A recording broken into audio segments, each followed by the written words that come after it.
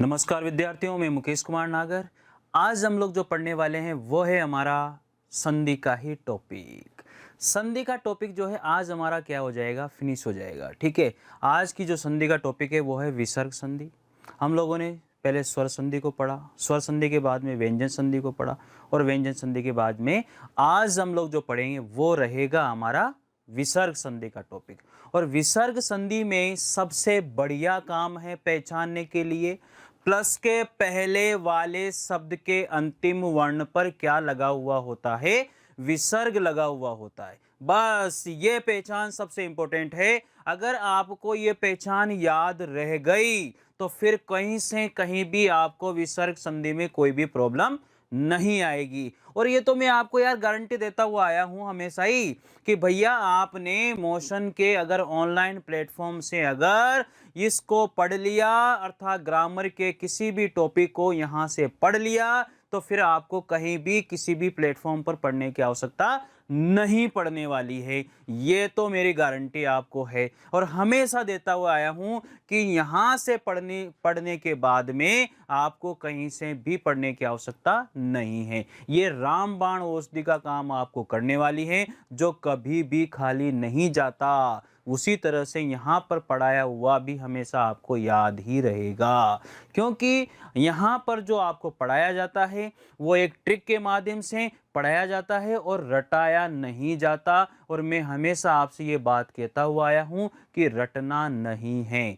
तो संधि का जो टॉपिक है उस टॉपिक की भूमिका मैं पहले भी आपको बता चुका हूँ। वापस से हम लोग एक बार फिर उस भूमिका को फिर तैयार करेंगे। संधि के टॉपिक में सबसे पहले हमने पढ़ा था स्वर संधि, उसके बाद में हमने पढ़ी है व्यंजन संधि और आज हम लोग जो पढ़ने वाले हैं वो रहेगी हमारी विसर्ग संधि। कौन सी संधि है बच्चों?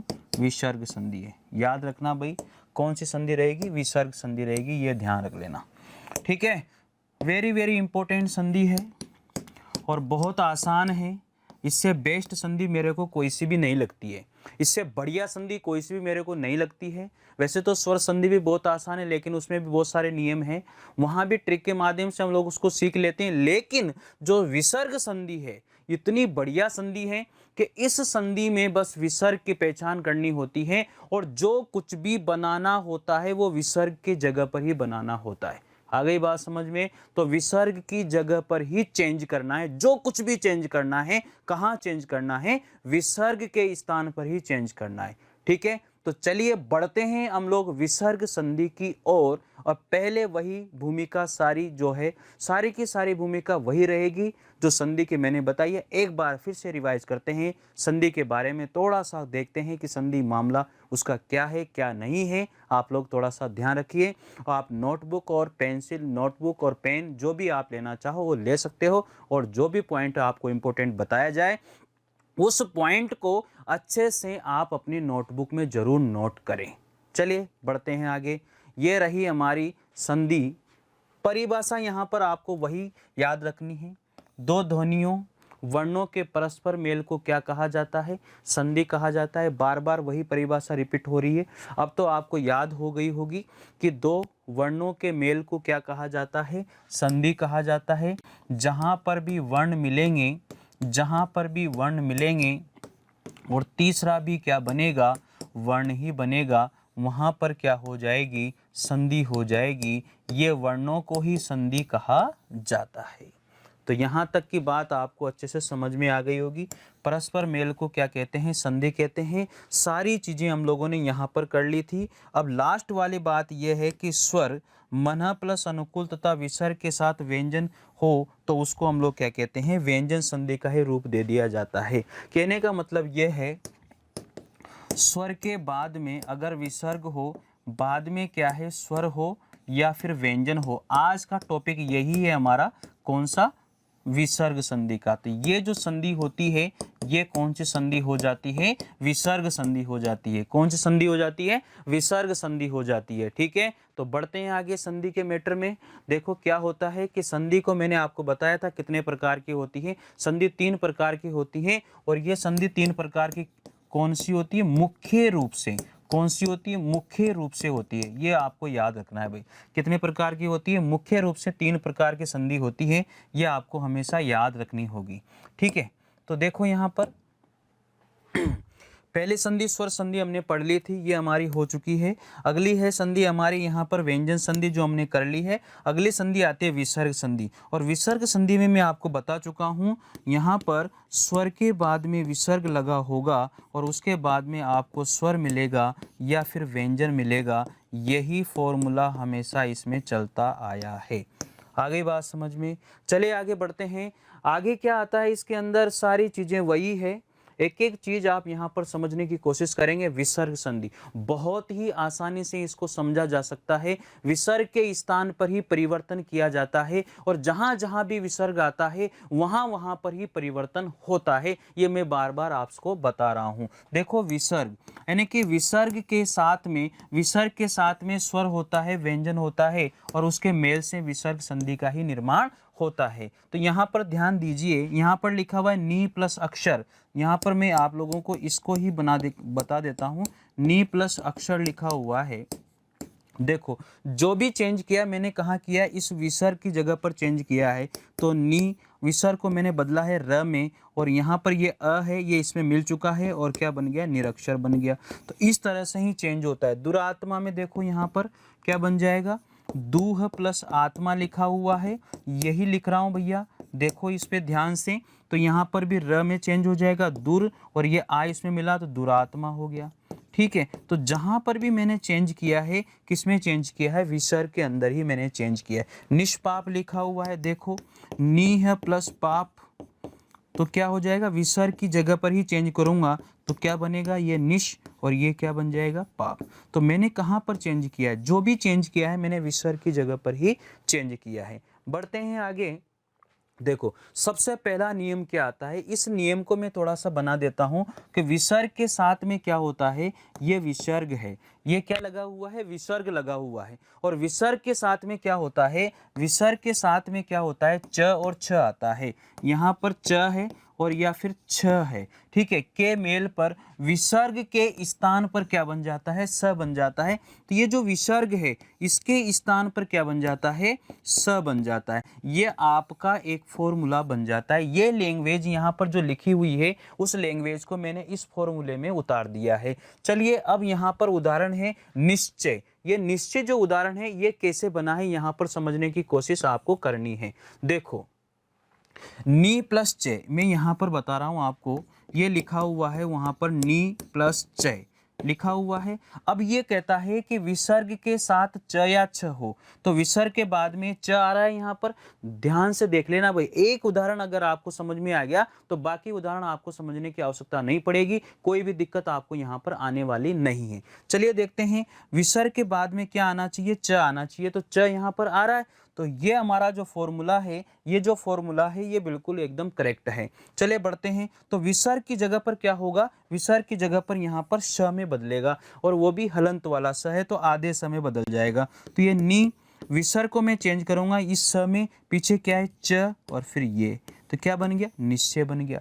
और देखो यहाँ पर दू प्लस चरित्र है, ये दूह लिखा हुआ है, फिर लिखा हुआ है चरित्र। ठीक है, तो विसर्ग के बाद में च या छ होगा, तो विसर्ग को किस में चेंज कर देंगे?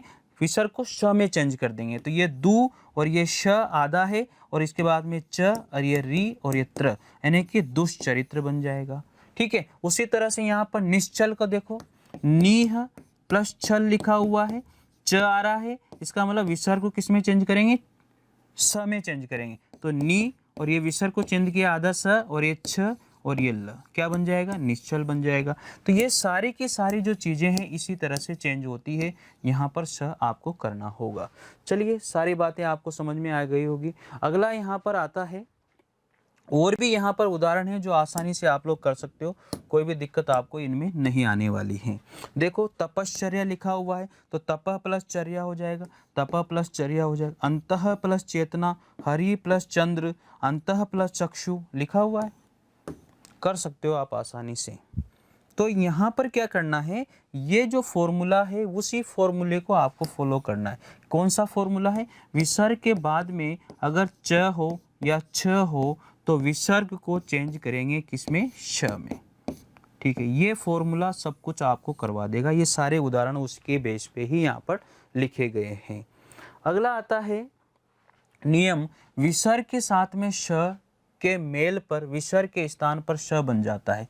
अगर यहाँ पर विसर्ग है और विसर्ग के साथ में क्या है, श है, विसर्ग के साथ में अगर ये श लिखा हुआ है तो विसर्ग का भी क्या हो जाएगा, हलंत वाला श बन जाएगा। ये फॉर्मूला हमारा यहाँ पर बन जाता है। ठीक है, अब देखो यहाँ पर क्या लिखा हुआ है, दूह, दूह प्लस शासन, दूह प्लस शासन लिखा हुआ है। कोशिश करेंगे समझने की कि विसर्ग के बाद में अगर स है तो यहाँ पर देखो विसर्ग के बाद में स आ रहा है तो विसर्ग को भी किस में चेंज करेंगे, श में ही चेंज करेंगे। ये श हो गया, फिर ये शा, ये स और ये न, तो दुशासन हो जाएगा।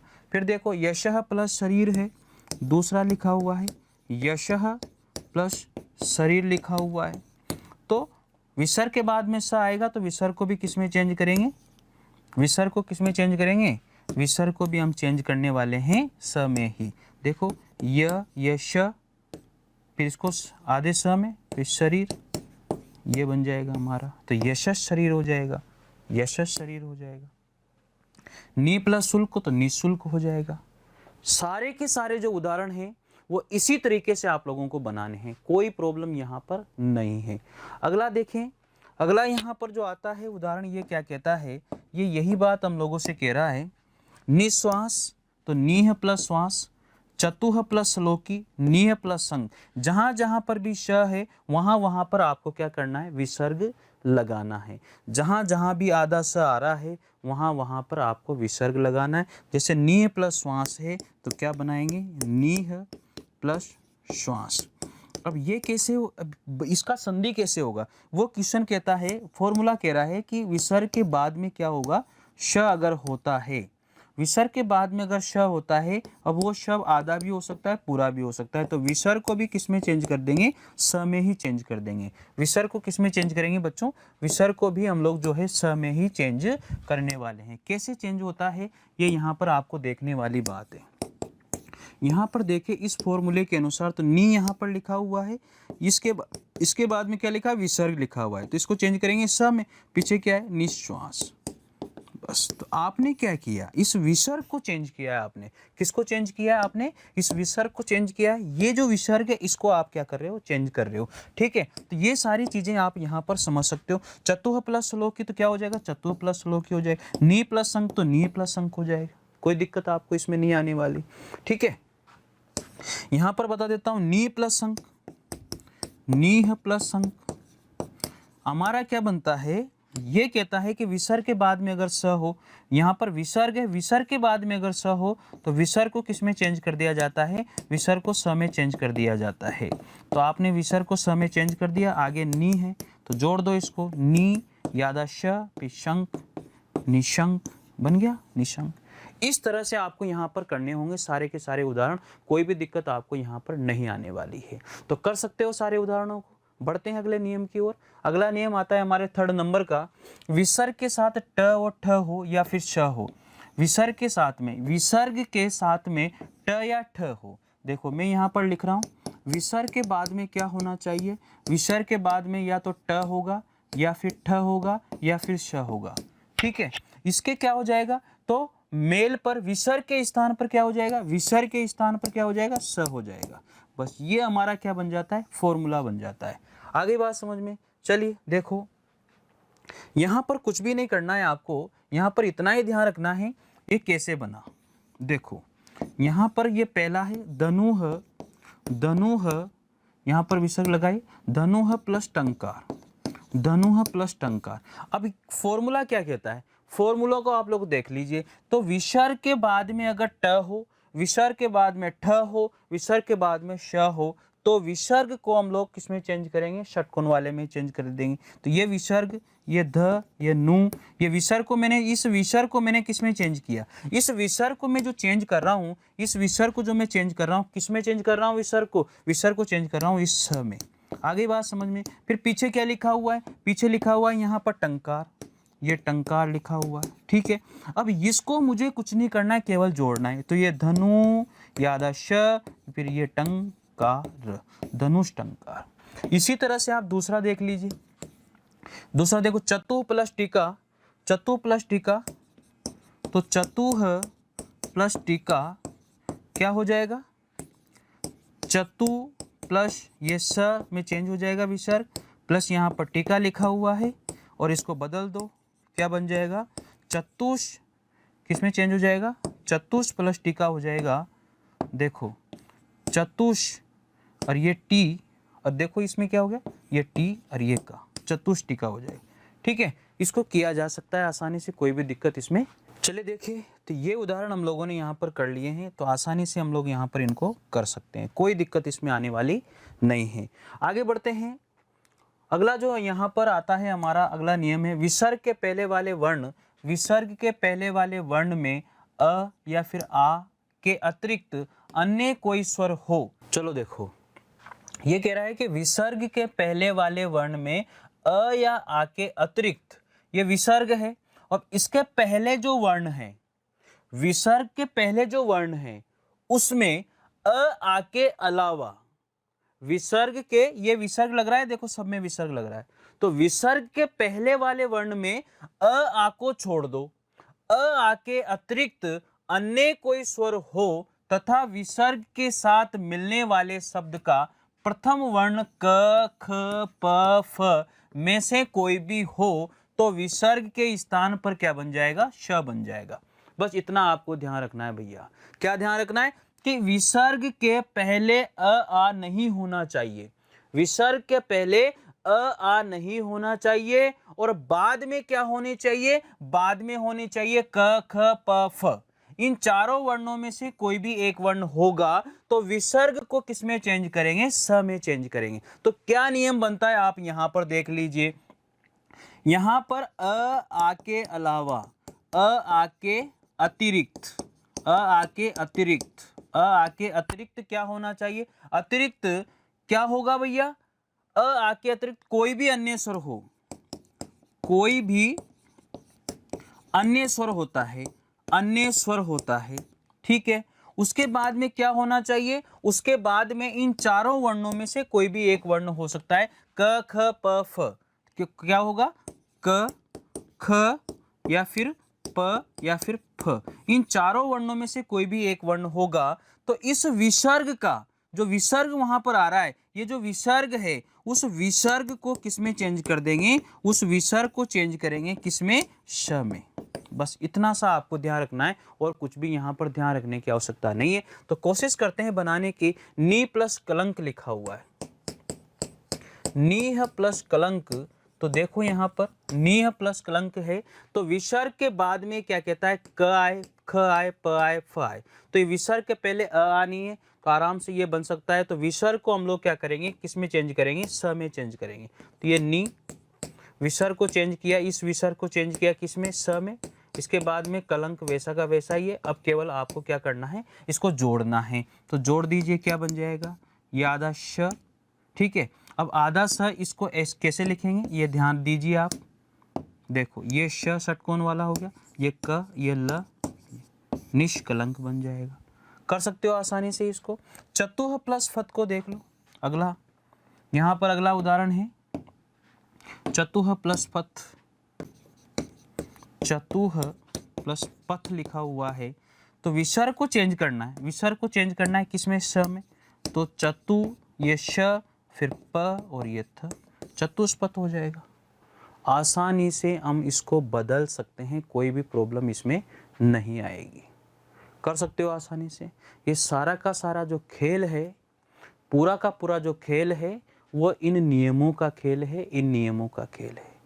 तो निह प्लस कलंक निष्कलंक हो जाएगा, निह प्लस कलंक निष्कलंक हो जाएगा, दुह प्लस कर दुष्कर हो जाएगा। विसर्ग की जगह पर आपको षटकोण वाला लगाना है और कुछ भी नहीं करना आपको, विसर्ग की जगह पर षटकोण वाला लगाना है, लेकिन विसर्ग के पहले अ आ नहीं होना चाहिए। ठीक है, और विसर्ग के बाद में क ख या फिर प फ होना चाहिए। तो आविह प्लस कार आविष्कार, चतुः प्लस पथ चतुष्पथ, निह प्लस फल निष्फल। कर सकते हो आसानी से, कोई भी दिक्कत इसमें आपको नहीं आएगी। अगला देखें यहाँ पर, अगला निष्काम, देखो ये नी, ठीक है, फिर विसर्ग, इस षटकोण वाले की जगह विसर्ग हो जाएगा, पीछे क्या लिखेंगे, काम। आसानी से बन सकता है, कर सकते हो। इसके बाद में निष्प्रयोजन, षटकोण वाले की जगह विसर्ग लगेगा, पीछे क्या है, प्रयोजन, प्रयोजन। आगे देखो अगला क्या हो जाएगा, अगला है बहिष्कार, तो यहाँ पर क्या हो जाएगा, बहिष्कार। ठीक है, इस तरह से सारे के सारे उदाहरण किए जा सकते हैं, कोई भी दिक्कत यहाँ पर नहीं होनी चाहिए। तो निष्काम का क्या हो जाएगा, निह प्लस काम, निष्प्रयोजन का निह प्लस प्रयोजन, बहिष्कार का बहि प्लस कारः, निष्कपट का क्या हो जाएगा, निष्कपट का निह प्लस कपट, और ज्योतिष कर्ण का हो जाएगा ज्योति है प्लस कर्ण। जहां जहां पर भी श आ रहा है षटकोण वाला, उसकी जगह विसर्ग करना है और दोनों टुकड़े कर देने हैं।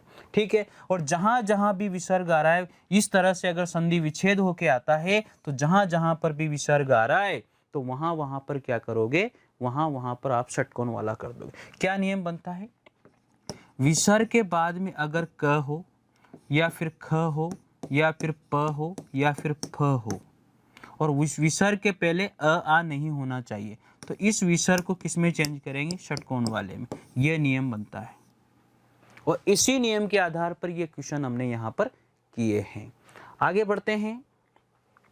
यदि विसर्ग के पहले वाले वर्ण में आ का स्वर हो, अब पहले वाले वर्ण में आ का स्वर हो और विसर्ग के बाद में क ख प फ हो, तो संधि होने पर विसर्ग का ज्यों का त्यों ही रहता है, इसमें कोई भी बदलाव नहीं होता है। तो अधः प्लस पतन, यहाँ पर देखो विसर्ग के पहले विसर्ग के पहले आ साउंड हो और बाद में जो है क ख प फ हो, तो विसर्ग की जगह पर कुछ भी नहीं होता, वैसा का वैसा ही होता है, केवल प्लस के निशान को हटाना होता है। अधः प्लस पतन, तो वैसा का वैसा ही, सारे के सारे शब्द वैसे के वैसे रहेंगे, कोई भी दिक्कत इसमें नहीं आएगी। तो प्रातः प्लस काल प्रातः काल, अंतः प्लस पुर अंतःपुर, वय प्लस क्रम वय क्रम।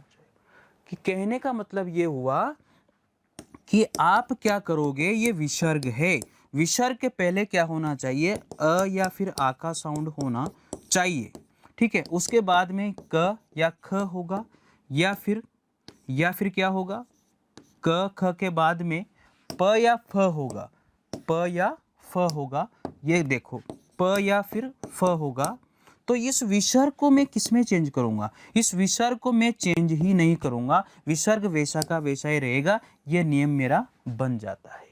आगे बात समझ में, जैसे यहाँ अधः पतन लिखा हुआ है, तो अधः प्लस पतन, देखो विसर्ग के पहले क्या लगा हुआ है, द के अंदर अ छुपा हुआ है, विसर्ग के पहले अ छुपा हुआ है, तो ये अधः। ठीक है, प आ रहा है विसर्ग के बाद में, तो पतन, वैसा का वैसा लिख देंगे। सारे फॉर्मूले इसी बेस पे हैं, सारे तरीके के जो फॉर्मूले बेस पे है कि सारे के सारे यहाँ पर उदाहरण, अगर फॉर्मूले आपने अच्छे से याद कर लिए तो कोई भी प्रॉब्लम आपको यहाँ पर नहीं आएगी। अगला देखें यहाँ पर रज प्लस कण, ठीक है, तो रज प्लस कण हो जाएगा, तप पूत, तपह प्लस पूत हो जाएगा, यह पय प्लस पान, पय प्लस पान हो जाएगा, अंतः कण, अंतः प्लस कण हो जाएगा, वही फॉर्मूला सब कुछ। ये अपवाद है, ये अपवाद का कुछ भी नहीं हो सकता, अपवाद आपको डायरेक्ट ऐसे कैसे ही याद करने पड़ेंगे, इनमें चेंज होता है तो होता है, इसका मैं भी कुछ नहीं कर सकता। आगे बात समझ में, क्योंकि ये अपवाद ही होते हैं और अपवाद जबरदस्ती आ जाते हैं। ठीक है, तो भा प्लस कर भास्कर, नमः प्लस कार नमस्कार, पुरः प्लस कार पुरस्कार, श्रेय प्लस कर श्रेयस्कर, ब्रह प्लस पति बृहस्पति, पुरः प्लस कृत पुरस्कृत, तिरह प्लस कार तिरस्कार। सभी विसर्ग की जगह पर आपने क्या किया, ये वाला श किया है आपने, और कुछ भी आपने नहीं किया है। तो याद रख लेना भाई, इसको जब बार बार पढ़ोगे तो सारी चीजें आपको ऑटोमेटिकली याद हो जाएगी। अगला नियम आता है, विसर्ग के साथ में, अगर विसर्ग है उसके साथ में क्या है, विसर्ग के साथ में त या फिर थ होगा, ये त होगा या थ होगा, के मेल पर विसर्ग के स्थान पर क्या हो जाता है, श हो जाता है। तो ये विसर्ग है, उसके स्थान पर क्या हो जाएगा, स हो जाएगा। ये इतना सा फॉर्मूला है, और इस फॉर्मूले को अगर याद कर लिया तो कोई भी दिक्कत, इसी लैंग्वेज से ये फॉर्मूला बनाया है मैंने, और कुछ भी इसमें नहीं किया है। देखो यहाँ पर उदाहरण, अंतः, ये ऊपर वाले उदाहरण एक बात समझा देता हूँ, अंतः प्लस तल लिखा हुआ है, ठीक है। विसर्ग के पहले क्या है, विसर्ग के पहले कुछ भी हो सकता है, कोई फर्क नहीं पड़ता, लेकिन विसर्ग के बाद में त या थ होगा, तो ये विसर्ग है, उसके बाद में त आ रहा है, तो विसर्ग को किस में चेंज करेंगे, विसर्ग को स में चेंज करेंगे। बस इतना सा आपको ध्यान रखना, ये विसर्ग है, इसको किस में चेंज करेंगे, स में चेंज करेंगे। तो ये अंतः प्लस विसर्ग को आपने स में चेंज कर दिया है। इसके बाद में देखो पीछे क्या है, तल। अब आप इसको बनाओगे, जोड़ोगे तो क्या बन जाएगा, अंत, ये आधा स और फिर ये तल, अंतस्थल बन जाएगा, ये अंतस्थल। कर सकते हो आसानी से, कोई प्रॉब्लम यहाँ पर आपको नहीं होनी चाहिए। अगला है नी प्लस ताप, तो निस्ताप हो जाएगा। दु प्लस तर दुस्तर हो जाएगा। नी प्लस तारण का निस्तारण हो जाएगा। कुछ भी नहीं है, बस ये फॉर्मूला याद रखो, ये जो कह रहा है वैसा वैसा करते जाइए, कोई भी प्रॉब्लम आपको यहाँ पर नहीं आएगी। देखिए अब क्या है कि यहाँ पर मैंने आपको ये बताया है कि जहाँ पर भी विसर्ग है सभी जगह पर आपको क्या करना है, तो याद रखेंगे इस बात को कि जहाँ पर भी विसर्ग है, यानी कि विसर्ग की जगह पर आप क्या करोगे, आधा श करोगे, ये आपको याद रखना है। लेकिन इस विसर्ग के बाद में क्या होना चाहिए, विसर्ग के बाद में त होना चाहिए या विसर्ग के बाद में थ होना चाहिए। अब ये पूरे भी हो सकते हैं और आधे भी हो सकते हैं, लेकिन अब मैं यहाँ पर डायरेक्ट आपके लिए पूरा ही लिख रहा हूँ, तो इसमें आप आधा और पूरा दोनों मान सकते हो। तो ये फॉर्मूला हमारा यहाँ पर बन के आ जाता है। ठीक है, तो देखते हैं यहाँ पर क्या है कि विसर्ग के बाद में त है, इसका मतलब इस विसर्ग को मैं किस में चेंज कर दूंगा, इस आधे स में चेंज कर दूंगा। आप यहाँ से पर समझने की कोशिश करें, मैं इसको यहाँ पर समझा रहा हूँ। देखो अच्छी तरह से आपको यहाँ पर समझ लेना है कि कैसे क्या हो रहा है। देखो यहाँ पर ये लिखा हुआ है नी, फिर विसर्ग मैंने लगाया है और फिर यहाँ पर लिखा हुआ है तेज। आगे बात समझ में, ठीक है। अब ये कैसे चेंज हुआ है आपको उस फॉर्मूले को देखना है।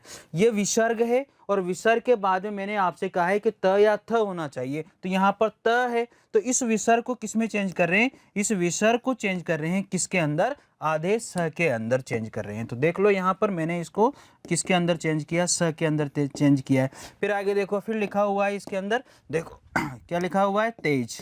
आगे बात समझ में, फिर आगे क्या लिखा हुआ है, नी लिखा हुआ है।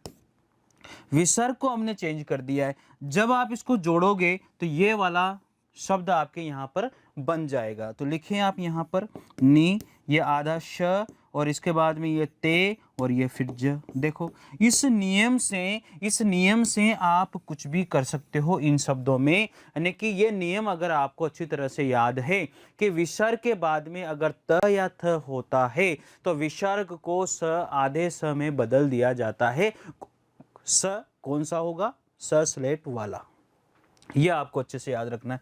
नमस्ते को देख लो यहाँ पर, ये दूसरे नंबर का है, ये पहले नंबर का है। ये नमस्ते में क्या हो जाएगा, नमः, नमः प्लस ते। तो विसर्ग के बाद में त है तो नम, विसर्ग को चेंज करेंगे किसके अंदर, आधे स के अंदर। ये विसर्ग को आधे स के अंदर चेंज कर दिया। पीछे क्या है, त है। देखो यहाँ पर पीछे क्या है, त है। अब इसको क्या करेंगे, जोड़ देंगे, तो क्या बन जाएगा, न म यादा श और फिर ते, क्या बन गया, नमस्ते। कोई दिक्कत आई क्या, कुछ भी प्रॉब्लम इसमें आने वाली नहीं है। आसानी से इसे बनाया जा सकता है, आसानी से इसको किया जा सकता है, कोई भी दिक्कत यहाँ पर होने वाली नहीं है। आगे बढ़ते हैं 6 नियम के बाद में 7 नंबर का जो नियम आता है हमारा, 7 नंबर का नियम क्या कहता है, विसर्ग के साथ में क्या होगा, स के मेल पर विसर्ग के स्थान पर क्या हो जाता है, स हो जाता है। कहने का मतलब ये हुआ कि विसर्ग के साथ में क्या होगा, स होगा। कौन सा, स्लेट वाला। ठीक है, बात याद रखिएगा कि विसर्ग के बाद में स होगा, स्लेट वाला, यानी कि ऋतुल असनाम दंते, यानी कि यहाँ पर दंते सकार होगा। ठीक है, तो ये स यहाँ पर हो रहा है, तो क्या हो जाएगा, इस विसर्ग को भी किस में चेंज कर दूंगा, इस विसर्ग को भी मैं चेंज करूंगा किसके अंदर, स के अंदर। ठीक है, इस विसर्ग को भी मैंने स के अंदर चेंज कर दिया, तो ये मेरा क्या बन गया, फॉर्मूला बन गया है। ठीक है, आगे बात समझ में। फिर देखो अब इसको बनाते हैं साहब। यहाँ पर लिखा हुआ है नीह प्लस संदेह, यहाँ पर लिखिए नीह प्लस संदेह। ठीक है, अब क्या करोगे, विसर्ग के बाद में आपके स आ रहा है तो विसर्ग को भी किस में चेंज करना है आपको, विसर्ग को भी उसी स में चेंज करना है, लेकिन वो स कौन सा होगा, आधा होगा। तो इस विसर्ग को चेंज करेंगे हम किसके अंदर, स के अंदर चेंज करेंगे। तो आप इस विसर्ग को चेंज कर दिए, ये स के अंदर आपने चेंज कर दिया। इसके बाद में जो शब्द लिखे हुए हैं उन शब्दों को वैसा का वैसा ही हम लोग क्या करेंगे, लिख देंगे। ठीक है, तो नी प्लस के बाद में क्या लिखा हुआ है, संदेह। ठीक है, आगे बात समझ में। तो इसको आप अगर जोड़ दोगे तो क्या बन जाएगा, निस्संदेह। ये लो साहब, ये शब्द बन गया। आप एक और देख लीजिए, यहाँ पर क्या लिखा, दूह प्लस साहस। ये दूह प्लस साहस लिखा हुआ है। अब इसको जोड़ोगे तो विसर्ग को क्या करोगे, विसर्ग के बाद में अगर स होगा तो विसर्ग को भी किस में चेंज कर देंगे, स में ही चेंज कर देंगे, तो दुस्साहस बन जाएगा। ठीक है, इस तरह से कर सकते हो। उसके बाद में देखो, दूह प्लस स्वप्न, दूह प्लस स्वप्न हो जाएगा, स्वप्न। तो विसर्ग के बाद में श है तो विसर्ग को भी किस में चेंज कर दिया जाएगा, स में ही चेंज कर दिया जाएगा। तो दुष्स्वप्न, कोई दिक्कत नहीं है। इस तरह से हम लोग बना सकते हैं आसानी से। तो नीह प्लस संदेह, निस्संदेह हो जाएगा। ये देखो यहाँ पर बना हो, दुह प्लस सास का दुस्साहस हो जाएगा, नीह प्लस स्वार्थ का निस्वार्थ हो जाएगा, दुह प्लस स्वप्न का दुह दुर्स्वप्न हो जाएगा। कुछ भी दिक्कत आपको यहाँ पर नहीं आनी चाहिए, आसानी से किया जा सकता है, कोई परेशानी यहाँ पर नहीं है। और यहाँ पर इन जितने भी शब्द यहाँ पर दिए गए हैं, सारे शब्दों को हम लोग इस नियम के माध्यम से बना सकते हैं। ये नियम कैसे बना, ये जो रूल है, ये जो सूत्र है, ये कैसे बना है, ये सूत्र बना है, ये ऊपर जो लैंग्वेज लिखी गई है उसी के माध्यम से। तो आप लोग याद रखेंगे कि विसर्ग के साथ में अगर स होगा तो विसर्ग को किस में चेंज कर दिया जाएगा, इस स में चेंज कर दिया जाएगा। ठीक है, देखते हैं आगे। अगला नियम आता है। अगले नियम के पहले आप यहाँ पर और उदाहरण लिखे हुए हैं, देखो, निस्संदेह। तो क्या बन जाएगा, नीह प्लस संदेह लिखा, संतान लिखा हुआ है, नीह प्लस संतान। तो विसर्ग को किस में चेंज करोगे, स में ही चेंज करोगे। तो क्या हो जाएगा, आधा स, विसर्ग को स में चेंज किया आधे स में, पीछे भी स है तो पीछे वाले को कुछ चेंज करना ही नहीं होता है, बन गया। फिर इसको देखो, दुस्साहस को क्या लिखा हुआ है, दूह प्लस साध्य, साध्य लिखा हुआ है। विसर्ग के बाद में अगर स होगा तो विसर्ग को किस में चेंज कर देंगे, स में ही चेंज कर देंगे, लेकिन आधे में। तो ये भी विसर्ग को आधे स में चेंज किया, पीछे वाले को वैसा का वैसा ही लिखा जाता है, ये बन गया दुस्साध्य। इसके बाद में मनः संताप लिखा हुआ है, इसको पहला नंबर दे दो, इसको दूसरा दे दो और यहाँ पर तीसरा ले लो। तो ये पहला हो गया, ये दूसरा हो गया, ये तीसरा हो गया, ये चौथा हो गया। ठीक है, देखो मनः संताप लिखा हुआ है तो मनः प्लस संताप, मनः प्लस संताप लिखा हुआ है। तो विसर्ग के बाद में स आ रहा है, ये विसर्ग यहाँ पर है, विसर्ग के बाद में स अगर आता है तो विसर्ग को भी किस में चेंज कर दिया जाता है, स में ही चेंज कर दिया जाता है, लेकिन वो आधा स होता है। तो ये मनश संताप हो जाएगा, मनश संताप हो जाएगा, कोई दिक्कत इसमें नहीं होनी चाहिए। फिर इसके बाद में है पुनः स्मरण। देखो, पुनः प्लस स्मरण लिखा हुआ है, तो देखो यहाँ पर पुनः प्लस स्मरण लिखा हुआ है, स्मरण। अब देखो यहाँ पर विसर्ग के बाद में श आ रहा है तो विसर्ग को भी स में चेंज कर देंगे, कौन से वाले में, आधे स में। तो ये आधा स, इस विसर्ग को आधे स में चेंज कर दिया, पीछे फिर आधा ही स है तो पुनः स्मरण हो जाएगा। ये अच्छे से आपको याद रखना है, डबल स आधा स आ रहा है, कोई बात नहीं है, ये राइट माना जाता है क्योंकि बना हुआ जो शब्द है वो संधि के द्वारा बना हुआ शब्द है। इस तरह से सारे उदाहरण मैंने आपको यहाँ पर बता दिए हैं, कोई भी परेशानी इसमें आपको नहीं होगी।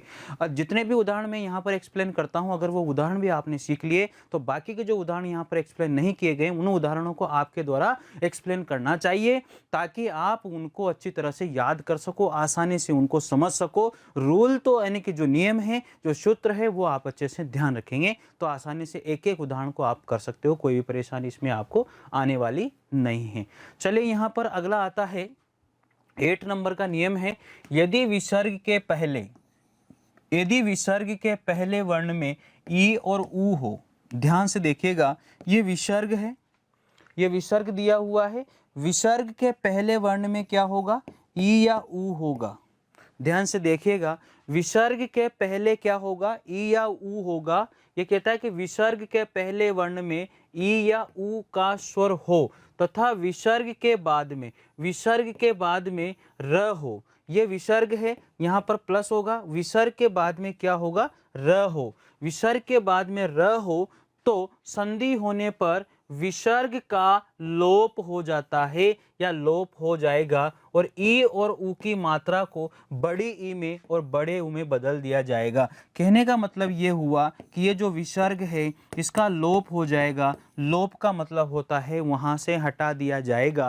और ये जो ऊ ई और जो ऊ है इसको किस में चेंज कर देंगे, बड़ी ई में, और इसको चेंज करेंगे बड़े ऊ में। तो ये एक फॉर्मूला आपके यहाँ पर निकल के आता है। तो इस फॉर्मूले से हम लोग यहाँ पर क्या करेंगे, इन उदाहरणों को समझने की कोशिश करेंगे। देखो नीह प्लस रस लिखा हुआ है। इस पहले उदाहरण को मैं समझाने की कोशिश करता हूँ आपको। यहाँ लिखा हुआ है नीह प्लस रस लिखा हुआ है। अब देखो यहाँ पर विसर्ग के पहले ई या ऊ होगा तो ये विसर्ग रहा और इसके पहले ई या ऊ है। यहाँ पर देखो ये विसर्ग है, इसके पहले ई या ऊ है। इसका मतलब मेरा जो ये फॉर्मूला है, ये जो मेरा फॉर्मूला है ये इस उदाहरण के हिसाब से बिल्कुल करेक्ट है। ठीक है, यहाँ पर बात आपको समझ में आ रही होगी। तो विसर्ग के पहले ई होगा या ऊ होगा और विसर्ग के बाद में र होगा तो बिल्कुल 100% सही है। तो विसर्ग को क्या कर दिया जाएगा, विसर्ग को लोप कर दिया जाएगा, विसर्ग को हटा दिया जाएगा। ठीक है, लोप करने का मतलब होता है हटा देना।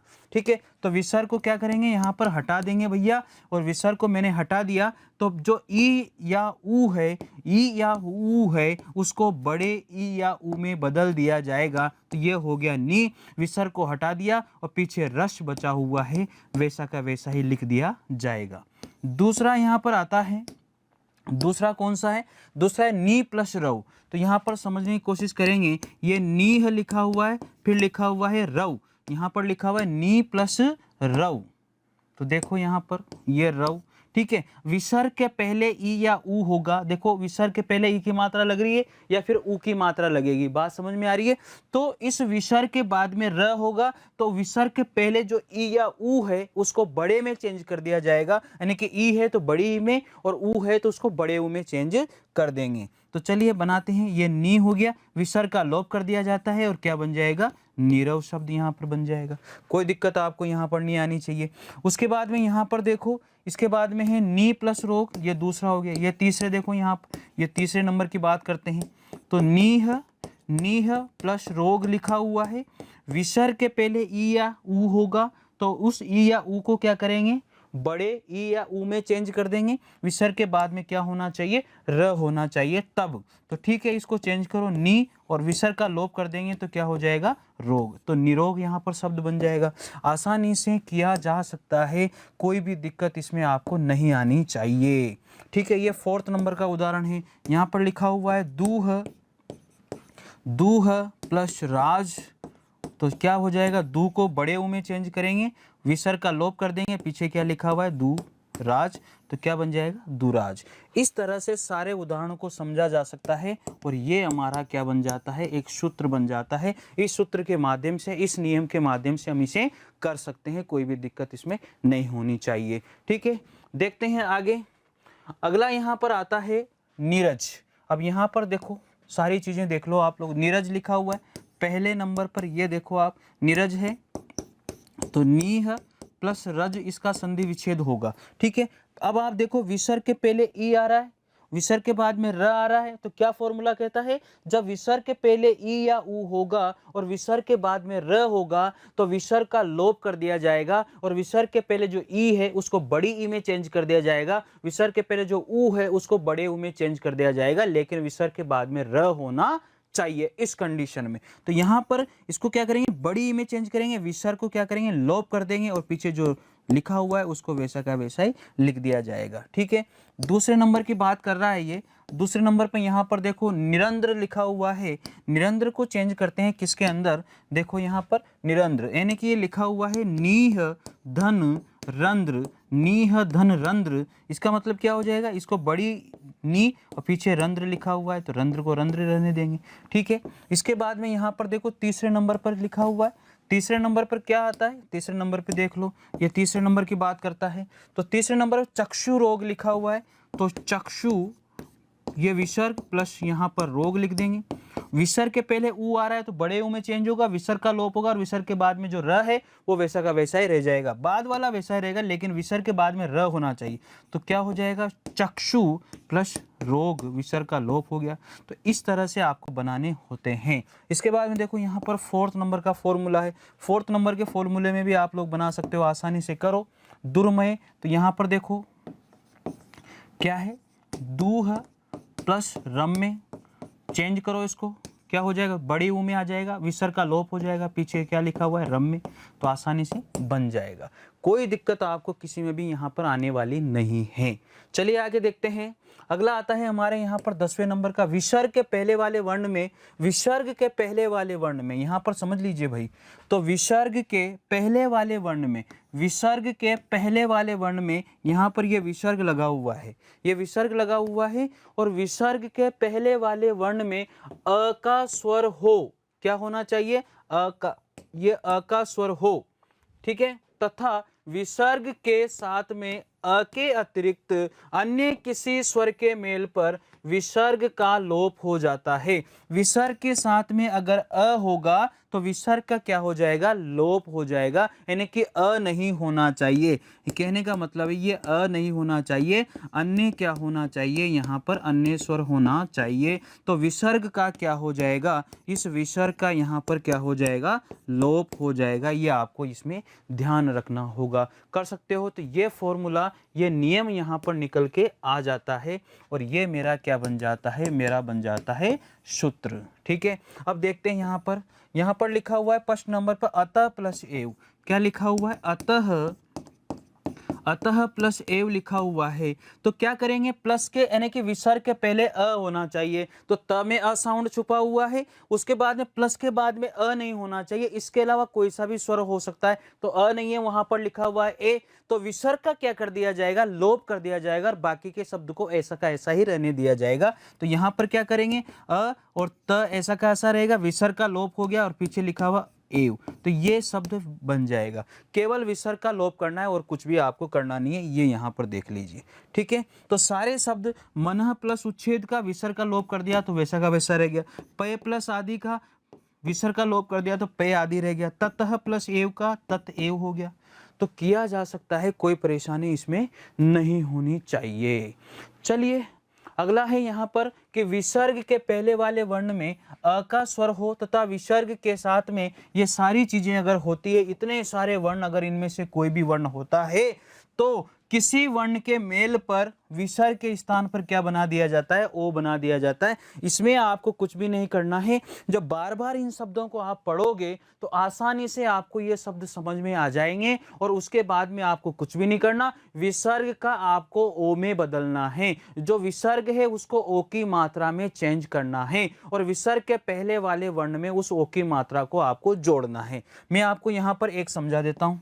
देखो यहाँ पर मैं आपको समझाता हूँ, शरह प्लस ज, यहाँ पर देखो सरह प्लस ज लिखा हुआ है।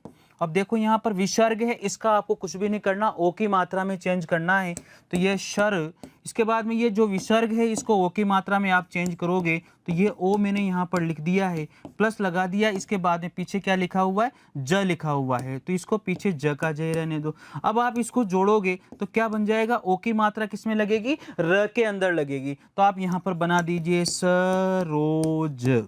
ठीक है, ये यहाँ पर राइट हो जाएगा। तो आसानी से जो मैंने एक उदाहरण आपको यहाँ पर समझाया है, इसी बेस पर सारे उदाहरण बने हुए हैं। तो क्या हो जाएगा, यहाँ पर मनः प्लस अभिलाषा का मनोभिलाषा हो जाएगा, सरह प्लस ज का सरोज हो जाएगा, जो मैंने अभी आपको यहाँ पर बताया है। कर सकते हो भाई। वह प्लस वृद्ध का इस विसर्ग को ओ में चेंज करके इसके पहले जो वर्ण है उसमें ओ की मात्रा आपको जोड़नी है और कुछ भी यहाँ पर आपको नहीं करना है। कर सकते हो आगे।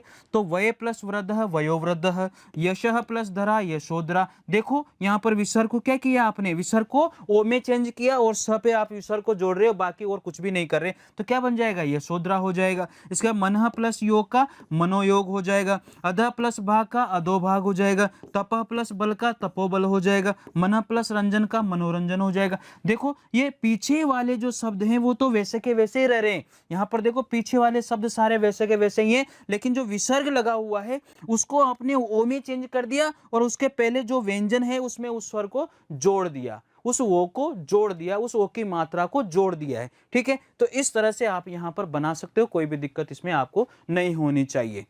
ठीक है, देखो विसर्ग के पहले वाले वर्ण में अगर यहाँ पर क्या है, अ है, आ है, इसके अतिरिक्त कोई भी अन्य स्वर हो, विसर्ग के पहले वाले वर्ण में वो क्या कहता है, अ आ के अतिरिक्त कोई भी स्वर हो, अ आ के अतिरिक्त, यानी कि विसर्ग के पहले वाले वर्ण में, यहाँ पर ध्यान देने वाली बात यह है कि ये विसर्ग है, इसके पहले वाले वर्ण में अ और आ नहीं होना चाहिए, अ और आ नहीं होना चाहिए। ये विसर्ग है और इसके पहले वाले वर्ण में अ आ नहीं होना चाहिए, अतिरिक्त कोई भी स्वर हो सकता है, लेकिन ये सारी चीजें जो है विसर्ग के बाद में अगर होती है तो विसर्ग के स्थान पर क्या हो जाता है, र हो जाता है। साथ ही स्वर के मेल पर स्वर की मात्रा र में लग जाएगी, किंतु व्यंजन के पहले र का रेप हो जाएगा और तथा मिलने वाले व्यंजन पर वो क्या हो जाएगा, लग जाएगा।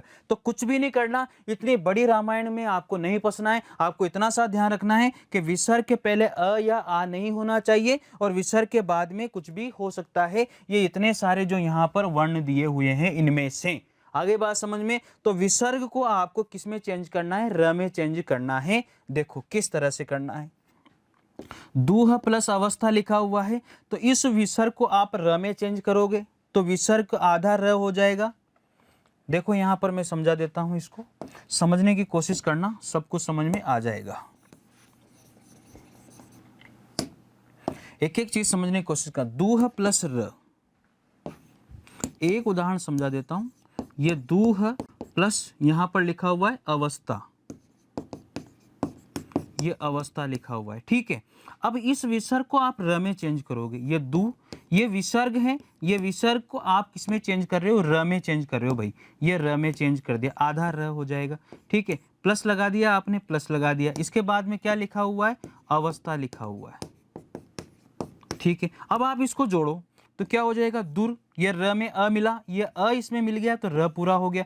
पीछे क्या है, वस्ता, ये वस्ता आसानी से बनाया जा सकता है, दुरावस्था यहां पर बन जाएगा। ठीक है, तो नीय प्लस आता आशा निराशा, नीय प्लस, चलो देखो, तो नीय प्लस आशा निराशा, बही प्लस आगत बहिरागत, नीय प्लस धन का निर्धन, चतुह प्लस भुज का चतुर्भुज, धुह प्लस बुद्धि का दुर्बुद्धि। इस तरह से इनको बनाया जा सकता है, कोई भी प्रॉब्लम इसमें नहीं होनी चाहिए। देखो निरक्षर है, नीय प्लस अक्षर, निरीक्षण का नीह प्लस इक्षण, दुर्गुण का दूह प्लस गुण, निरीह का नीह प्लस ईह, निर्जन का नीह प्लस जन और आशीर्वाद का आसीह प्लस वाद। सारे विसर्ग को र में चेंज करना है, बाकी कुछ भी नहीं है। और वो जो र बनेगा वो आधा बनेगा, तो पीछे वाला स्वर अगर है विसर्ग के बाद में, यानी कि प्लस के बाद में अगर यहाँ पर स्वर है तो उस र में चला जाएगा, और बाद में अगर वो स्वर नहीं है तो आधा र जो है वो प्लस के बाद वाले वर्ण के ऊपर चला जाएगा। इतना सा आपको यहाँ पर ध्यान रखना है, बाकी कुछ भी। देखो ये दुर्गुण वाला जो है ना उदाहरण मैं आपको यहाँ पर समझाता हूँ। क्या लिखा हुआ है, दूह प्लस गुण। ठीक है, अब विसर्ग को आप किस में चेंज कर रहे हो, र में चेंज कर रहे हो। नियम पहले में, नियम इसके पहले हम लोगों ने यहाँ पर देख लिया है, तो विसर्ग को आपने र में चेंज किया, आधे र में। ठीक है, और ये गुण वैसा का वैसा ही। अब क्या करेंगे, इसको जोड़ेंगे तो ये आधा र है, पीछे स्वर है नहीं तो र आधा ही रहेगा, तो ये इसके बाद में जो भी व्यंजन होगा, ग है तो ग के ऊपर ही चढ़ेगा, तो ये र और ये क्या हो जाएगा, गुण। तो दुर्गुण यहाँ पर हमारा शब्द बन जाता है। क्या बन जाएगा, यहाँ पर दुर्गुण हमारा शब्द बन जाता है। ठीक है, तो इस तरह से आपको बनाने होंगे। सारे के सारे उदाहरण वैसे के वैसे ही बन जाएंगे, कोई भी दिक्कत आपको इसमें आने वाली नहीं होनी चाहिए। चलिए आगे देखते हैं। अभ्यास प्रश्न में, अभ्यास प्रश्नों के अंदर क्या करना है, ये जो क्वेश्चन दिए गए हैं इन क्वेश्चन को आपको बार बार रिवाइज करना है। एक बार मैं आपको समझा रहा हूं। ठीक है, निम्न शब्दों में से किसमें विसर्ग संधि है, विसर्ग संधि किसमें, नरेंद्र का देखो यहाँ पर क्या लिखा हुआ है, नर प्लस इंद्र लिखा हुआ है। इसका मतलब यहाँ पर तो एक मात्रा लग रही है तो गुण संधि है। पहचान भी साथ का साथ में बता रहा हूँ, एक मात्रा ऊपर है इसका मतलब गुण संधि है। यहाँ पर देखो दो मात्रा एक साथ लग रही है इसका मतलब वृद्धि संधि है। संधि विच्छेद भी क्या हो जाएगा, सदा प्लस एव हो जाएगा, तो ये क्या बन जाएगा हमारा वृद्धि संधि बन जाएगा, आसानी से किया जा सकता है। इसके बाद में देखो सज्जन में यहाँ पर डबल जा रहा है, इसका मतलब ये सत प्लस जन यहाँ पर हो जाएगा, ठीक है। यहाँ पर देखो हलंत लग रहा है, इसका मतलब व्यंजन संधि इसके अंदर है, तो यहाँ पर तो क्या है व्यंजन संधि है, आसानी से कर सकते हैं भैया। ये क्या लिखा हुआ है अत प्लस एव, तो क्या हो जाएगा अतः प्लस यहाँ पर एव हो जाएगा, और यहाँ पर विसर्ग आ रहा है, इसका मतलब विसर्ग संधि इसमें है, किया जा सकता है, कोई भी दिक्कत इसमें नहीं होनी चाहिए। अगला यहाँ पर हमारा आता है, अगला है देखो अगला यहाँ पर क्या है अधः प्लस गति, तो अधः यहाँ पर विसर्ग लग रहा है। अब विसर्ग लग रहा है तो इसका मतलब आप तो समझ गए कौन सी संधि है, विसर्ग संधि है, डायरेक्ट लगा दो विसर्ग संधि है। प्लस के पहले विसर्ग आ रहा है ना भाई, विसर्ग संधि की पहचान ही यही कहती है कि विसर्ग लगा आता है तो वहां पर विसर्गी संधि हो जाएगी। अगला आता है यहाँ पर निरर्थक, क्या बन जाएगा निरर्थक का नीह प्लस अर्थक यहाँ पर शब्द बन जाएगा, और यहाँ पर कौन सा शब्द राइट हो जाएगा, नीह प्लस अर्थक। अगला आता है यहाँ पर निराशा, निराशा का क्या हो जाएगा नीह, ये हम लोगों ने उदाहरण में भी किया था, नीह प्लस क्या हो जाएगा आशा, तो ये रहा हमारा नीह प्लस आशा। विसर्ग लग रहा है, इसका मतलब कौन सी संधि हो गई, इसका मतलब इसमें विसर्ग संधि हो जाएगी। कौन सी संधि हो जाएगी बच्चों, विसर्ग संधि हो जाएगी। ये गलत है, ये गलत है, ये गलत है, कर सकते हो आसानी से।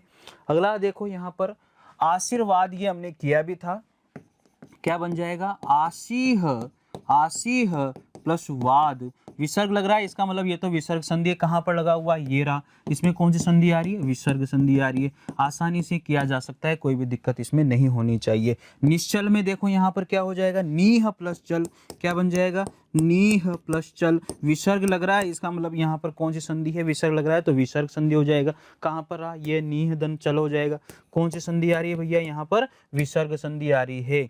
कौन सी संधि आएगी यहाँ पर, विसर्ग संधि आ रही है, देखो यहाँ पर ये विसर्ग संधि है, आसानी से हो जाएगा सब कुछ, कोई भी परेशानी इसमें आपको नहीं आनी चाहिए, ये विसर्ग संधि इसमें हो जाएगी, कर सकते हो, कोई दिक्कत इसमें नहीं है। अगला है तपोवन का क्या हो जाएगा तपह वन, क्या हो जाएगा विसर्ग को ओ में चेंज कर देंगे, तो विसर्ग आ रहा है, इसका मतलब विसर्ग संधि है, कोई परेशानी नहीं है, आसानी से समझ सकते हैं, आसानी से क्वेश्चन कर सकते हैं, कोई दिक्कत इसमें नहीं आनी चाहिए। मनः योग का क्या हो जाएगा मनः प्लस योग, मनः प्लस योग क्या बन जाएगा मनोयोग, तो मनः प्लस योग, कौन सी संधि हो रही है, आसानी से कर सकते हैं, इसमें संधि हो रही है हमारी विसर्ग संधि, किया जा सकता है, कोई भी दिक्कत इसमें नहीं होनी चाहिए। अगला आता है यहाँ पर क्वेश्चन यशोदा, देखो क्या बन जाएगा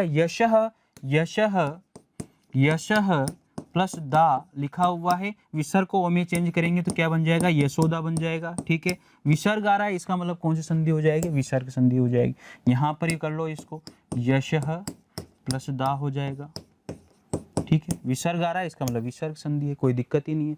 अगला क्वेश्चन आता है तेजोमय, क्या हो जाएगा तेजह, क्या हो जाएगा तेजह प्लस मय, देखो बनाओ क्या हो जाएगा तेजह प्लस मय, तो बना लो, विसर्ग आ रहा है, इसका मतलब विसर्ग संधि है, तो ये हो जाएगा, इसमें कोई दिक्कत ही नहीं, आसानी से किया जा सकता है। अगला क्वेश्चन क्या कहता है निरोग का संधि विच्छेद क्या हो जाएगा नीह धन रोग, और ये मैंने आपको समझाया था, विसर्ग के बाद में र होगा तो विसर्ग के पहले ई या ई होगा तो उसको बड़े में चेंज कर दिया जाएगा, किस में चेंज हो जाएगा नी रोग में चेंज हो जाएगा, ये आसानी से किया जा सकता है। विसर्ग आ रहा है तो कौन सी संधि है, विसर्ग संधि है, बहुत आसान है इसे करना, कोई दिक्कत इसमें नहीं आनी चाहिए। अगला है नमस्ते, क्या बन जाएगा नमस्ते का नमः प्लस ते, ये तो उदाहरण में भी हमने किया था, विसर्ग आ रहा है, इसका मतलब कौन सी संधि हो जाएगी विसर्ग संधि हो जाएगी, तो यहाँ पर देख लो भैया नमः प्लस ते कहाँ रहा ये रहा 4th नंबर पर। आसानी से क्वेश्चन हो रहे नहीं हो रहे, जब हमने इसको पढ़ा, जब पूरी की पूरी संधि के नियम हमने पढ़े तो आसानी से क्वेश्चन हमारे यहाँ पर हल हो रहे हैं, यहाँ पर आसानी से इन क्वेश्चनों को हम कर पा रहे हैं। क्यों कर पा रहे हैं, क्योंकि नियम अगर हमें याद है तो भी हम कर पा रहे हैं, लेकिन ट्रिक भी है विसर्ग संधि की, अगर संधि विच्छेद होके आ रहा है प्लस के पहले विसर्ग लग रहा है तो वहाँ विसर्ग संधि है, वो आ रहा है तो उसको विसर्ग में बदल दो, र आ रहा है तो उसको बड़ी में बदल दो, बड़े में बदल दो।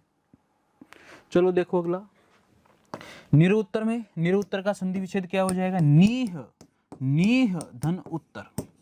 देखो यहाँ पर विसर्ग आ रहा है, इसका मतलब कौन सी संधि हो जाएगी, विसर्ग संधि हो जाएगी, कोई दिक्कत ही इसमें नहीं होनी चाहिए, तो नीह धन उत्तर हो जाएगा। अगला क्वेश्चन है मनः प्लस भाव, तो मनः प्लस भाव किसमें हो जाएगा, मनोभाव में चेंज हो जाएगा, मनोभाव में चेंज हो जाएगा। ठीक है, यहाँ पर विसर्ग आ रहा है, इसका मतलब कौन सी संधि हो जाएगी, कौन सी संधि हो जाएगी, विसर्ग संधि हो जाएगी, कोई दिक्कत इसमें नहीं होनी चाहिए, ये मनोभाव राइट हो जाएगा। अगला क्वेश्चन क्या कहता है, अगला क्वेश्चन है हमारा नीह धन विकारी, तो क्या हो जाएगा, निर्विकारी, निर्विकारी, ये निर्विकारी हो जाएगा, इसको बना सकते हैं, तो ये क्या हो जाएगा, हमारा निर्विकारी शब्द हो जाएगा। इस तरह से सारे क्वेश्चनों को किया जा सकता है, कोई भी दिक्कत आपको यहाँ पर नहीं आनी चाहिए। तो मैं आपको बता देता हूँ, एक बार हम लोगों ने पढ़ी है यहाँ पर व्यंजन संधि, ठीक है, हम लोगों ने यहाँ पर पढ़ी है स्वर संधि, ठीक है, हम लोगों ने यहाँ पर तीसरी पढ़ी है विसर्ग संधि। आगे बात समझ में, स्वर संधि के हमने कितने भेद पढ़े हैं, 5 भेद हमने पढ़े हैं।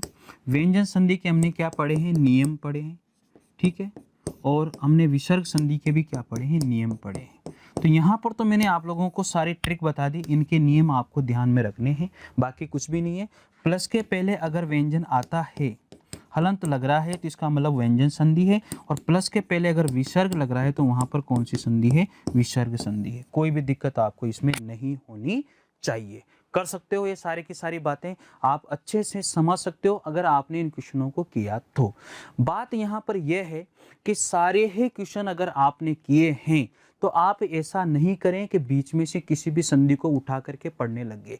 अगर आप ऐसा करोगे तो एक भी संधि आपको समझ में नहीं आएगी। तो सबसे पहले क्या करेंगे, स्वर संधि आप पढ़ेंगे। स्वर संधि में जितने भी उसके भेद हैं 5, स्वर संधि के जितने भेद होते हैं, दीर्घ संधि, गुण संधि, वृद्धि संधि, यण संधि और अयादि संधि, ठीक है। व्यंजन संधि के जितने भी नियम हैं, 15 नियम, 16 नियम, उन सभी नियमों को आप लोग अच्छे से पढ़ोगे, नियमों को समझोगे और उनके बाद में उदाहरणों को कम से कम 3 से 4 बार उदाहरण सोल्व करोगे तो वो समझ में आ जाएगा। विसर्ग संधि में उसके बाद में जो व्यंजन संधि के बाद में जो क्वेश्चन दिए गए हैं उन क्वेश्चनों को आपको हल करना है। अगर उन क्वेश्चनों को हल कर लिया 1 से 2 बार तो फिर व्यंजन संधि भी आपको समझ में आ जाएगी। उसके बाद में विसर्ग संधि है, विसर्ग संधि के भी मैंने सारे के सारे नियम यहाँ पर आपको 11 के 11 नियम मैंने आपको करवाए हैं और उसके बाद में मैंने आपको यहाँ पर एक एक क्वेश्चन करवाया है।